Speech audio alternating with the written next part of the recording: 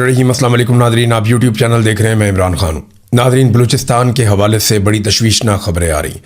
लगातार दहशतगर्दी के वाक़यात हो रहे हैं। एक और वाक़या दहशतगर्दी का हुआ जिसमें दो क्रिकेटर्स को कत्ल किया गया। दोनों का ताल्लुक अक़लियत के साथ था और इसमें एक दावा भी किया गया ये जो कत्लेआम किया गया है क्रिकेटर्स का, इसमें जो मुलव्विस गिरोह है वो है जी IS खुरासान। उन्होंने ये जिम्मेदारी कबूल की है। ये वाक़या मस्तूंग में हुआ है और उसके बाद जो है वहाँ पे काफ़ी कशीदगी है। मसीही बरादरी से ताल्लुक़ है। दोनों अफराद, दोनों खिलाड़ी थे और क्रिकेट के प्लेयर्स थे। वहाँ एक ग्राउंड के अंदर इन्हें कत्ल किया गया और लगातार सड़कों के ऊपर गाड़ियाँ रोकते हैं, आग लगा देते हैं। सड़कों से जा रहे हैं जो लोग उनको अगवा कर लेते हैं, उन्हें कत्ल कर लेते हैं। मुसल्ला जत्थे एकदम आते हैं, आकर पुलिस पे, सिक्योरिटी फोर्सेस पे अटैक कर देते हैं। पूरे के पूरे शहरों पर कब्जे कर लेते हैं। बैंकों को और जितनी भी वहाँ पे अमलाक है उनको नुकसान पहुँचाते हैं, लूट लेते हैं। पुलिस का असला साथ लेकर चले जाते हैं। एक अजीबो गरीब सूरत हाल है बलूचिस्तान में और कोई मानने को तैयार ही नहीं है। DG ISPR ने एक बात की। उन्होंने कहा जी कि दहशतगर्दी के जो अटैक हो रहे हैं बलूचिस्तान में, इनके पीछे भारत का हाथ है। तो इसका मतलब है भारत तो कामयाब हो रहा है। अगर भारत बलूचिस्तान में दहशतगर्दी कर रहा है तो पाकिस्तान क्या कर रहा है? पाकिस्तान की इंटेलिजेंस एजेंसीज क्या कर रही हैं? वो इमरान खान की आंख ज़ाया कर रही हैं। इमरान खान की बहनों को एहतजाज करने से रोक रही हैं। वो बुशरा बीबी को जेल के अंदर निशान इबरत बना रही हैं। वो पाकिस्तान तहरीक इंसाफ के लोगों को कुचलने का बंदोबस्त कर रहे हैं। या रिजवी बरादरान को कब तक उन्होंने जबरी तौर पर गुमशुदा रखना है, इसका बंदोबस्त कर रहे हैं। या कश्मीर में अवामी तहरीक को कैसे कुचलना है, इसके ऊपर काम कर रहे हैं। तो क्या पाकिस्तान की इंटेलिजेंस एजेंसियों को इस काम के लिए तनख्वाह दी जाती है कि वो पाकिस्तानियों को या पाकिस्तानी पॉलिटिकल पार्टीज़ को कुचलने का काम लगातार करती रहे या सियासतदानों को निशाना बनाती रहे? भाई, उनका काम तो दहशतगर्दों से लड़ना है। भारत अगर बलूचिस्तान में लगातार कामयाब हो रहा है तो फिर पाकिस्तान और पाकिस्तान की इंटेलिजेंस एजेंसीज कहाँ हैं और उनकी जिम्मेदारी कहाँ है? पाकिस्तान तहरीक इंसाफ ने या अपोजिशन जमातों ने एक APC बुलाई और उसके अंदर उन्होंने बहुत सारी चीज़ें वाज़े की हैं। उसका जो एलामिया है, वो जो मोटी मोटी चीज़ें हैं मैं आपको बता देता हूँ। इसकी जो सदारत करवाई गई वो अख्तर जान मेंगल साहब से करवाई गई। बलूचिस्तान के एक पुराने सियासी रहनुमा हैं। महमूद खान अचकज़ई भी उसके अंदर शामिल थे। बलूचिस्तान से और लोग भी शामिल थे, जबकि मुख्तलिफ पॉलिटिकल पार्टीज़ ने इसके अंदर शमूलियत की। हुकूमत आपको पता है इसके अंदर कभी शामिल होगी नहीं, क्योंकि हुकूमत जो है वो इस वक्त एस्टेब्लिशमेंट के कैंप में बैठी है। तो जो APC का एलामिया है वो क्या कहती है, ऑल पार्टीज कॉन्फ्रेंस, कि बलूचिस्तान में इंसानी हकूक़ की खिलाफ वर्जियों और बदअमनी पर शदीद तशवीश का इजहार, गैर नुमाइंदा हुकूमत और पॉलिसियों को बहरान का सबसे बड़ा जिम्मेदार करार दिया। बलूचिस्तान के मसले के हल के लिए ट्रुथ एंड रिकन्सिलिएशन कमीशन बनाया जाए। सब लोग माने कि उसने कहां पे गलती की। फिर जनाब उन्होंने कहा कि बलूचिस्तान में तमाम सियासी जमातों और स्टेक होल्डर्स के दरमियान मुज़ाकरात किए जाएं।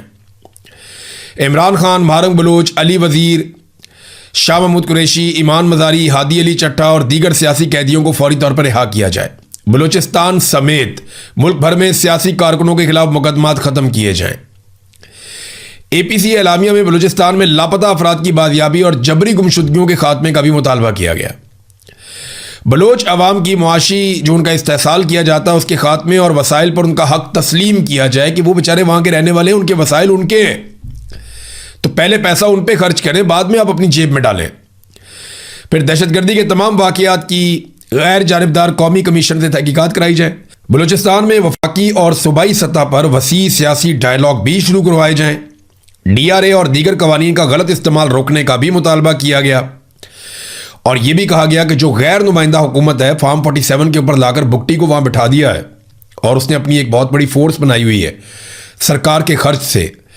तो ये सारी चीज़ें करने के बाद ये जिम्मेदार है, इनको जिम्मेदार करार दिया गया और अख्तर मेंगल साहब ने इसकी सदारत की थी। तो ये जनाब लुबे लुबाब है। अख्तर मेंगल ने वहां पर बहुत सारे गिले शिकवे किए, बहुत सारी बातें की। महमूद अचकज़ई साहब की कुछ चीज़ें बड़ी इंपॉर्टेंट है। उन्होंने कुछ इंकशाफात किए।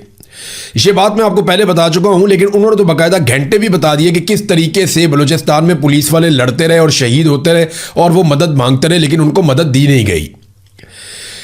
12 बजे ज़ियारत साने में इन लोगों ने अपने अफसरान को कहा कि हमारी गोलियां खत्म हो रही हैं, ये लोग ज्यादा हैं, खुदा के लिए हम तक मदद पहुंचाएं। सुबह 5 बजे तक वो मेहनत करते रहे, वो लड़ते रहे। 5 बजे के बाद उन्होंने अपने अजीजों को टेलीफोन किया कि हम बिल्कुल बेबस हो गए हैं, मेहरबानी करें, अगर वो नहीं आते, यानी सिक्योरिटी फोर्सेस वाले नहीं आते, तो आप मेहरबानी करें और कुछ इमदादी सामान हमें पहुंचाएं, कोई असला वगैरह आप लेकर आएं। DGISPR ने यह बात तस्लीम की है कि पुलिस के साथ अवाम मिलकर लड़ी है, लेकिन सिक्योरिटी फोर्सेस वहां पे नहीं पहुंची। बार बार बुलाया गया, फिर भी नहीं पहुंची। और यही बात इस वक्त जो है अपोजिशन लीडर कौमी असम्बली में महमूद खान अचकजई भी वही बात कर रहे हैं। वजीर आला साहब कोई शरीफ आदमी होता तो वह इस्तीफा दे देता या किसी को नौकरी से निकाल देता। तो बस इंसान है, मरते रहते हैं और आप बस पाकिस्तान जिंदाबाद कहते रहेंगे। पाकिस्तान इस तरह जिंदाबाद नहीं होगा, पाकिस्तान बहुत बड़ी बर्बादी की तरफ चला जाएगा।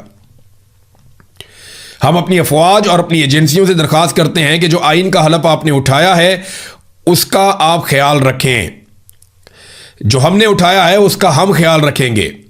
सिपाही से लेकर जर्नैल तक उनका यह हलफनामा है कि हम सियासत में हिस्सा नहीं लेंगे, अपने हलफ का ख्याल रखें, पाकिस्तान बच जाएगा। फिर इसी तरह असद कैसर साहब जो साबिक स्पीकर कौमी असम्बली थे, उन्होंने बताया कि हमने अख्तर जान के हवाले लगभग 400 ऐसे लोग किए थे जो जबरी तौर पर गुमशुदा थे। यानी जब इमरान खान साहब का दौरे हुकूमत आया तो उन्होंने आते ही बलूचिस्तान के मामलात को हल करने के लिए तेजी से इकदाम किए। 400 लापता अफराद को बाजियाब करवाया गया और अख्तर जान मिंगल साहब के हवाले किया गया। लेकिन उसके बाद इमरान खान साहब के खिलाफ साजिशें शुरू हो गई, फिर रजीम चेंज ऑपरेशन कर दिया गया और उसका नतीजा आज आप सबके सामने है कि वो बलूचिस्तान जिसको सही डगर पे लाया जा रहा था, आज उसके हालात आपके सामने हैं। अचकजई ने कहा कि आपने मारना है तो कितनों को आप मारेंगे, फिरौन से ज्यादा तो आप नहीं मार सकते। ये मुल्क हमारा है, आए अहद करें, हर इदारा अपने अहद के मुताबिक रहे। देखिए पाकिस्तान का हल भी यही है। फजलुर रहमान साहब बार बार ये बात कहते रहे। देखिए सबने बताया कि बलूचिस्तान में अमली तौर पे आपका इक्तदार या आपका कंट्रोल खत्म हो चुका है। कोयटा में एक आदमी को बिठा देने का मतलब ये नहीं है कि आप बलूचिस्तान पे हुकूमत कर रहे हैं, आप सिर्फ बलूचिस्तान के वसाइल पे हुकूमत कर रहे हैं। आप वहां से सिर्फ मादनियात निकाल रहे हैं और दिन के वक्त आप भारी सिक्योरिटी के अंदर ट्रैवल करते हैं। आपके मफादात बलूचिस्तान में, आपकी स्मगलिंग बलूचिस्तान से होती है, आपका मंशियात का कारोबार बलूचिस्तान में होता है। तो बलूचिस्तान से अंडे बच्चे तो आपको मिल रहे हैं, पैसा तो आपको बहुत मिल रहा है, लेकिन बलूचिस्तान आपके कंट्रोल में नहीं है। जब दिल करता है, जहां पर दिल करता है, दहशतगर्द आते हैं, आकर अटैक करते हैं और बेबसी होती है एजेंसियों की। अब यह दावा किया गया कि जो पुलिस एहलकार जिनकी लाशें भी वापस की गई हैं वो दहशतगर्दों ने अपनी शराइत पर वापस की हैं। यानी 18 एहलकारों को वो उठाकर ले गए, 9 को वो पहले शहीद कर गए, 42 टोटल उन्होंने शहीद कर दिए 72 घंटों के अंदर। और वो जो लाशें उन्होंने वापस की हैं वो भी उन्होंने शराइत रख के वापस की हैं कि ये शराइत हमारी मानो, हम आपको लाशें देते हैं, वरना लाशें भी नहीं देते। और अब लाशों पर यह सूरत हाल है कि बलूचिस्तान में शदीद गमो गुस्सा है। गमो गुस्सा किस पे है? पाकिस्तान की मिलिट्री एस्टेब्लिशमेंट पे और उनकी बनाई हुई सूबाई हुकूमत पे। और गुस्सा किन्हें है? जिनके लोग शहीद हो गए। मैं पुलिस वालों के लवाहिकीन की बात कर रहा हूं। वहां अस्पताल के अंदर फड्डा हो गया। देखे ना, इनकी कोशिश ये होती है कि यहां पे जितने शहीद हैं इनकी बॉडियां हम ले जाएं, ले जाके एक महफूज जगह पे रखें, फिर हम जनाब इस्लामाबाद से बुलाएं वजीर दाखिला को, वजीर आजम को, फील्ड मार्शल को, और वहां पर हम नमाज जनाजा करवाएं, सारी दुनिया को बताएं देखिए हम कितनी कुर्बानियां दे रहे हैं, और वहां पे खड़े हो नमाज जनाजा पढ़ाएं। और वो उस तरीके से देखते हैं चीजों को।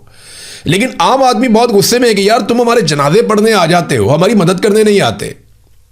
जिस वक्त हम पे गोलियां चल रही थी, हम बार बार कह रहे थे, सोशल मीडिया पे कह रहे थे, इंतजामिया से राब्ता कर रहे थे, सिक्योरिटी फोर्सेज क्यों नहीं आई उस वक्त लड़ने के लिए? उनके पास जदीद असला था, वो आके तालिबान के ऊपर या जो भी वो ग्रुप था उसके ऊपर आके अटैक कर सकते थे, या जो जत्था आया हुआ था उसके ऊपर हमला कर सकते थे, लेकिन नहीं किया गया।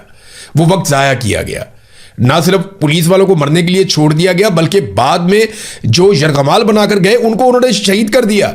और DGISPR कहते हैं जी हमने कामयाब ऑपरेशन किया। कामयाब ऑपरेशन का मतलब यह होता है कि आप अपने लोगों को छुड़ा कर ले आए, लेकिन आप जब छुड़ा कर नहीं लाए तो इसका क्या मतलब है कि आपका ऑपरेशन कामयाब नहीं हुआ, बल्कि आपका ऑपरेशन नाकाम हो गया बदकिस्मती से।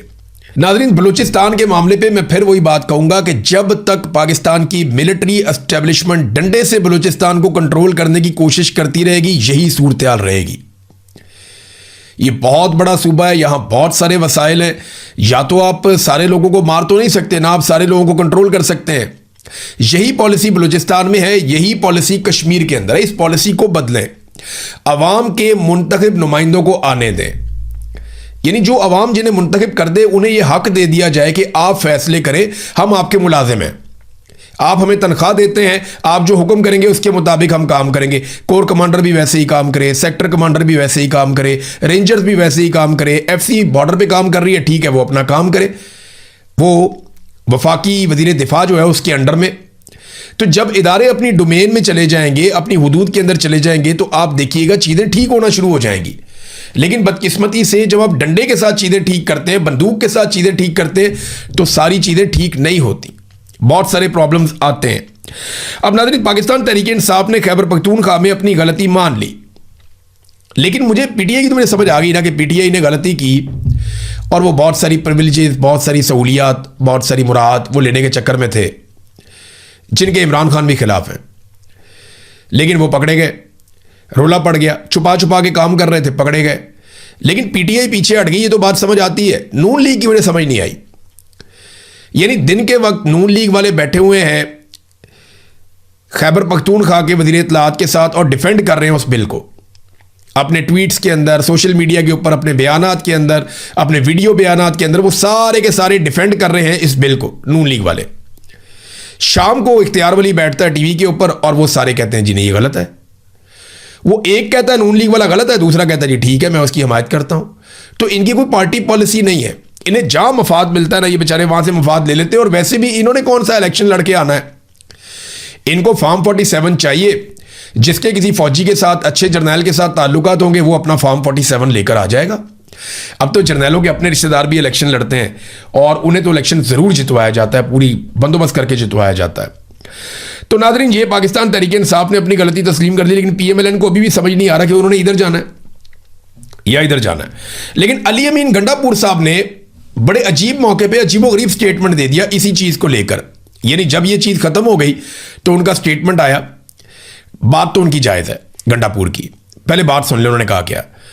गंडापुर ने कहा कि ये व्हाट्सएप ग्रुप है पाकिस्तान तहरीक-ए-इंसाफ का, उसके अंदर गंडापुर ने एक ऑडियो पैगाम जारी किया कि जनाब जो तनख्वाहों में इजाफा मांगते हैं ना, उन मेंबरान के नाम पब्लिक किए जाएं। सूबे में ड्रोन हमले हो रहे हैं, वो तो गंडापुर साहब के दौर में भी हो रहे थे। सूबे में सूबाई हुकूमत के फंड से ऑपरेशन हो रहे हैं और मजीद भी होंगे, ये गंडापुर साहब के दौर में हो रहे थे। लेकिन क्योंकि वादा किया था सुहेल अफरीदी ने कि उनके दौर में ना तो ऑपरेशंस होंगे और ना ड्रोन हमले होंगे, लेकिन सुहेल अफरीदी अपना वादा पूरा नहीं कर सके और वो कंप्रोमाइज़ हो गए ऑपरेशंस को और ड्रोन हमलों को लेकर। तो मेंबरान असेंबली और वुज़रा ख़राब क्वालिटी की वजह से काम रुकवा रहे हैं और भर्ती होती है, तबादला होता है, इसी महकमे के लोग सबूत के साथ प्रेस कॉन्फ्रेंस कर देते हैं। बैड गवर्नेंस की लान तान भी हमारे ऊपर आ रही है। अब जिस जिसको चाहिए ज़्यादा तनख्वाहें ज़रा वो बता देना, उनके नाम सामने लाए जे। ये इस किस्म का उन्होंने मुतालबा किया कि बताएं कौन कौन चाहता है कि वो तनख्वाहों में उसको इजाफा मिले। अपने पार्टी और लीडर के नज़रिए की बलि नहीं चढ़ा सकता। ये जनाब अली अमीन गंडापुर साहब का एक स्टेटमेंट आया इस मौके पर, जब नज़रसानी करने का कह दिया सुहेल अफरीदी ने पहले ही। सुहेल अफरीदी ने टाइमली इसमें जो है ना वो बैकफुट पे चला गया, वरना सुहेल अफरीदी के लिए मुश्किलात बहुत बढ़ जाती हैं। लेकिन असल मुश्किलात सुहेल अफरीदी के लिए वही है। खैबर पख्तूनख्वा में ऑपरेशंस भी हो रहे हैं, ड्रोन हमले भी हो रहे हैं और सुहेल अफरीदी टस से मस नहीं हो रहे। इमरान खान ने कहा था कि स्ट्रीट मूवमेंट की तैयारी करो और टक्के की तैयारी इन्होंने स्ट्रीट मूवमेंट की भी नहीं की। तो इमरान खान के जो 3-4 अहकामात अभी तक सुहेल अफरीदी तक आए थे, जो बड़ी वजाहत के साथ आए थे, उनमें से एक के ऊपर भी सुहेल अफरीदी अमल दरामद नहीं कर सके। और जब बाहर निकलने का वक्त आया, जब डट के खड़े होने का वक्त आया, तो सुहेल अफरीदी साहब 4 दीवारी में अपने आप को बंद करके इनडोर एहतजाज शुरू कर गए। ये कितनी अफसोसनाक बात है कि पाकिस्तान तहरीक-ए-इंसाफ का वर्कर सड़कों पे खड़ा होकर आवाजें दे रहा था और सुहेल अफरीदी एक 4 दीवारी के अंदर बंद था और वो मोहसिन नकवी के फ़ोन का इंतजार कर रहा था कि कुछ ना कुछ करके मोहसिन नकवी मुलाकात करवा देगा। वो अब तक नहीं हुई। ये नादरीन हालात हैं। तो नादरीन एक और चीज़ मैं आपको बताता हूँ, ये जो पंजाब के अंदर मरियम नवाज साहिबा और इनके लोग कहते हैं हम बहुत इंसाफ परवर हैं, बहुत इंसाफ कर रहे हैं। एक ऑस्ट्रेलिया की बच्ची थी हानिया, ऑस्ट्रेलिया से आई हुई थी। जब वो शहीद हो जाती है सीसीडी की गोलियां चलने से, 9 साल की बच्ची, तो फिर चट्टा साहब भी वहाँ पहुँचते हैं, डीआईजी भी पहुँचता है, बाकी सारे भी पहुँचते हैं, पंजाब की सारी पुलिस लाइन हाजिर होती है, वहाँ पे जाके फूल रख के आती है। लेकिन इसके बावजूद उन लोगों के साथ कितना जुल्म किया जा रहा है, ज़रा ये आप पढ़ें, आप हैरान हो जाएंगे।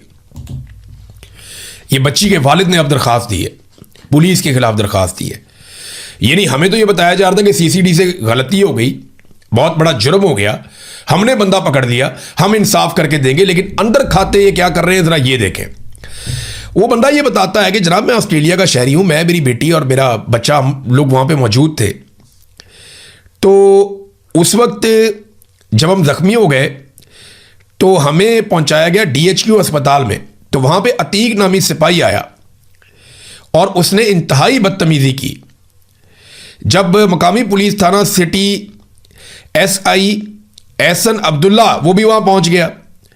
अतीक और एहसन अब्दुल्ला ने मेरे से सारा वाकया सुना। मैंने उसे बताया कि किस तरीके से हमारे ऊपर गोली चलाई और पुलिस वाले ने चलाई, जिसके बाद वो दोनों मेरे पे दबाव डालना शुरू हो गए कि सादे कागज के ऊपर दस्तखत करके मैं अंगूठा लगा दूं तो तब जो है वो डॉक्टर के पास जाने की इजाजत दी जाएगी। उन्हें गोलियां लगी, वो जख्मी है, उन्हें कह रहे हैं जी सादा कागज के ऊपर अंगूठा लगाओ और दस्तखत करो तो हम तुम्हें डॉक्टर के पास जाने देंगे। ये एक एसआई यानी सब इंस्पेक्टर और एक पुलिस वाला कर रहे थे। तो साहिल और साहिल का बेटा जिंदगी और मौत की कश्मकश में थे। कहते मैं और मेरा बेटा बहुत ज़्यादा जिंदगी और मौत की कश्मकश में थे। मेरी बेटी जो है हानिया अहमद इंतकाल कर चुकी थी और मेरी बीवी जो है शदीद सदमे की वजह से बहुत परेशानी की हालत में थी। सादे कागज़ पर अंगूठा लगवाने के बाद हमारा तिब्बी मुआयना करवाया गया और बाद में डॉक्टर ने हमें बेनज़ीर भुट्टो अस्पताल रावलपिंडी में मुंतकिल कर दिया कि इनकी हालत सीरियस है। उनकी हालत सीरियस है, पुलिस कह रही जी इधर अंगूठा लगाओ, इधर दस्तखत करो, वरना हम आपको आपका इलाज भी नहीं करवाने देंगे। ऐसी घटिया पुलिस बना दी गई है पंजाब में सीसीडी। क्योंकि ये इसके बाद वो बताते हैं जनाब फिर दूसरे दिन हम अपनी बेटी के जनाजे में गए और जनाजे के बाद तफ्तीशी अफसर मोहम्मद इरफान, ये भी एक सब इंस्पेक्टर है सीसीडी का, कहते जी उससे मुलाकात हुई। इस दौरान मुझे कहते पता चल गया था कि मोहम्मद शुजात कांस्टेबल ने सीधी फायरिंग की है और उसकी वजह से ये वाकया पेश आया और इसके ऊपर एक एफआईआर भी दर्ज कर दी गई है। अब वो ये कहते हैं कि एफआईआर के अंदर 302 की बजाय 322 दर्ज की गई और ये साबित करने की कोशिश की गई कि ये गलती से कत्ल हो गया। ये जनाब सीधी गोली जानबूझकर नहीं चलाई गई। पूरी दुनिया में कहीं पुलिस वाला ऐसी हरकत करना सारी जिंदगी के लिए नौकरी भी गई और जेल में सड़ेगा, लेकिन पाकिस्तान में वो कहते नहीं गलती हो गई। वो कहते नहीं गलती नहीं हुई, उन्होंने जानबूझकर एफआईआर के अंदर ये लिखा कि हमारी गाड़ी के पीछे से छुपकर मुल्जिमान फायरिंग कर रहे थे पुलिस वालों पे, जबकि ये बात बिल्कुल झूठ है। उन दोनों मुल्जिमान ने या दोनों जो डाकू थे उन्होंने कोई फायर नहीं किया पुलिस वालों के ऊपर। अब ये देखें आप, इन दोनों को भी कत्ल कर दिया गया कि जनाब इन्होंने पुलिस पे फायरिंग की है तो अगले दिन पकड़ के इन दोनों को पार कर दिया। वो कहते हैं कि इन दोनों ने कोई फायर नहीं किया पुलिस के ऊपर, पुलिस ने अंधाधुंध, इनके जाके ही खुल गए।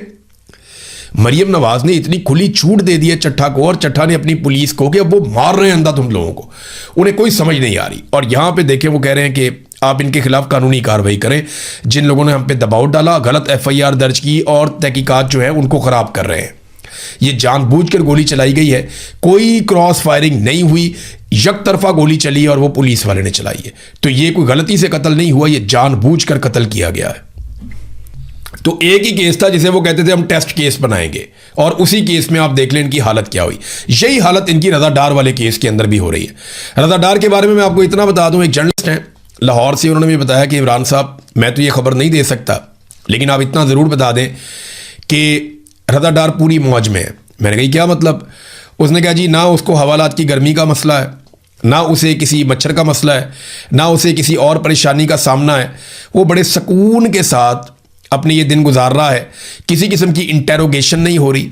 आम मुजरिम पकड़ा जाए तो उसके साथ क्या कुछ किया जाता है आप इसका अंदाज़ा कर सकते हैं, लेकिन रज़ा डार के साथ बहुत वीवीआईपी किस्म का सलूक किया जा रहा है। बकौल मेरा एक सोर्स है, एक सीनियर जर्नलिस्ट है लाहौर में, उसने मुझे ये बताया। उसने कहा जी मैं लाहौर में ये करूंगा, मेरे ऊपर उन्होंने फिर किसी और बहाने करके कोई पीका लगा देना मुझ पे भी। नादरीन, इमरान खान साहब ने मियाँ वाली में एक अस्पताल बनाया था। ये बड़ा ज़बरदस्त अस्पताल था और ये ख़वातीन के लिए अस्पताल ख़ास तौर पे बनाया गया था, मदर एंड चाइल्ड अस्पताल मियाँ वाली। इस पे 3 अरब रुपए लगाए थे। इसके अंदर सारी सहूलियात मौजूद हैं, लेकिन सब कुछ ही ख़त्म कर दिया गया। इमरान खान के नाम की तख्ती को उखाड़ कर वहाँ एक स्टोर है उसके अंदर फेंक दिया गया। पे ये अवाम की मलकियत था, किसी सियासी शख्सियत की मलकियत नहीं था। कोई इमरान खान ने अपने नाम के ऊपर नहीं बनाया हुआ था। वो मियाँ वाली का मदर एंड चाइल्ड हॉस्पिटल था, उसके साथ क्या ताल्लुक है इमरान खान का? वो तो बतौर जब उसकी हुकूमत थी तो उसने उस फंड के साथ बना दिया। अब जनाब ये बदला ले रहे हैं, वहाँ पे एक और जगह पे अस्पताल बना दिया, ना पीने का पानी मिलता है वहाँ पे, ना वहाँ पे एयर कंडीशन है, ना वहाँ पे मरीजों के लिए कोई सहूलियात हैं। बेड़ा गर्क हुआ पड़ा है मरीजों का वहाँ पे। वो शिकायत पे शिकायत लोग कर रहे हैं, वो कह रहे इतनी ज़बरदस्त जगह थी, सारे इंतजामात थे, हर चीज़ मौजूद थी, लेकिन इसके बावजूद वहाँ पे ये तब्दीली कर दी गई। और वो सिर्फ क्यों की गई? इमरान खान साहब के बोग्स में, और कोई मसला नहीं है। याद है ना मरीम नवाज की वो कॉल कि अगर हम हेल्थ कार्ड बंद कर दें तो इमरान खान की ना मकबूलियत कम हो जाएगी। यानी उसका जो ये इतना बड़ा मनसूबा है, अगर हम हेल्थ कार्ड बंद कर देना तो फिर मज़ा ही आ जाएगा। अंदाज़ा करें ये कैसे घटिया लोग हैं कि आम आदमी को मिलने वाली सहूलत इन्होंने सिर्फ इसलिए बंद करवाई कि वो इमरान खान का प्रोजेक्ट था। और ये बाकायदा उसकी ऑडियो मौजूद है मरीम नवाज की। नादरीन, आखिर में एक खबर है और ये सूरत खौफनाक होती जा रही है। अमेरिका ने बड़े शदीद हमले किए हैं जनूबी ईरान पे। 6 मुख्तलिफ इलाके हैं जनूबी ईरान के जिनके ऊपर अटैक किया गया। अमरीकी इल्ज़ाम यह है कि आबना हुर्मुज़ से कुछ जहाज़ गुजर रहे थे, उनमें से 3 के ऊपर ईरान ने अटैक किया और जवाबी हमले में अमेरिका ने बहुत शदीद हमले किए हैं जनूबी ईरान के ऊपर। जबकि ईरान का यह कहना है कि अमेरिका ने MOU की खिलाफ वर्जी की है। असल मामला क्या है ज़रा थोड़ा आप समझ लें। आयतुल्लाह अली खामनाई की शहादत का और उनकी तदफीन का वो सारा मामला शहादत के बाद वो जारी है और आजकल वही दिन चल रहे हैं। आज के दिन में जो है वो उनकी तदफीन मुकम्मल हो जाएगी। तो अमेरिका बड़े अरसे से ये कोशिश कर रहा है कि ईरान की मर्जी के खिलाफ मुख्तलिफ रूट से आबना हुर्मुज़ में से वो कुछ और बहरी जहाज और टैंकर्स निकाले। लेकिन ईरान का ये कहना है कि जो हमारी मर्जी के बगैर जाएगा वो मुआहदे की खिलाफ वर्जी करेगा और उसको हम रोकेंगे, वो अपने नुकसान का खुद जिम्मेदार होगा। अब अमेरिका वहां से पुराने तरीके से निकालना चाहता है क्योंकि उसकी बहुत बेइज्जती हो रही है कि जनाब आपने चंगी लड़ाई लड़ी है, आबना हुर्मुज़ के ऊपर ईरान का और ओमान का कंट्रोल हो गया, वो जैसे मर्जी करते हैं, आप वहां पे कुछ कर ही नहीं सकते। तो उन्होंने जिद पकड़ी हुई है कि हमने ईरान को वहां पे दीवार के साथ लगा के यहां से जहाज़ों को खुद निकालना और पहले की तरह निकालना है। ईरान ने जिद पकड़ी हुई, हम नहीं जाने देंगे। और ये इस चीज़ के ऊपर सारी लड़ाई हो रही है। अब डोनाल्ड ट्रंप ने कहा जी हम शदीद हमले करेंगे और दोबारा भी करेंगे, और ईरान ने बहरीन के अंदर बड़ा तगड़ा जवाब भी दिया है।